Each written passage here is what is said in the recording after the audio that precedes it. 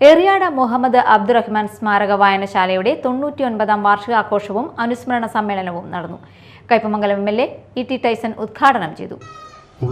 ഈ കാലഘട്ടത്തിൽ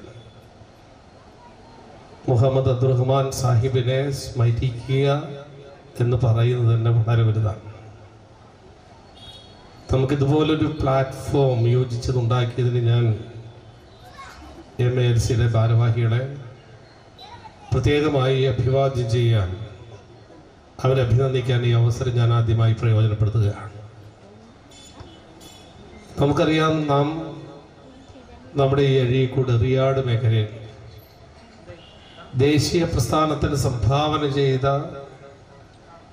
ഒരു വലിയ വ്യക്തിത്വത്തിനുടമയാണ് നമ്മുടെ അബ്ദുറഹ്മാൻ സാഹിബ്.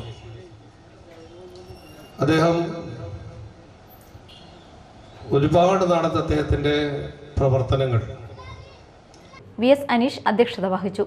പ്രശസ്ത എഴുത്തുകാരനും പ്രഭാഷകനുമായ പ്രൊഫസർ KEN കുഞ്ഞു മുഹമ്മദ് അനുസ്മരണ പ്രഭാഷണം നടത്തി. എറിയാട് ഗ്രാമപഞ്ചായത്ത് പ്രസിഡന്റ് KP രാജൻ മുഖ്യാതിഥിയായിരുന്നു.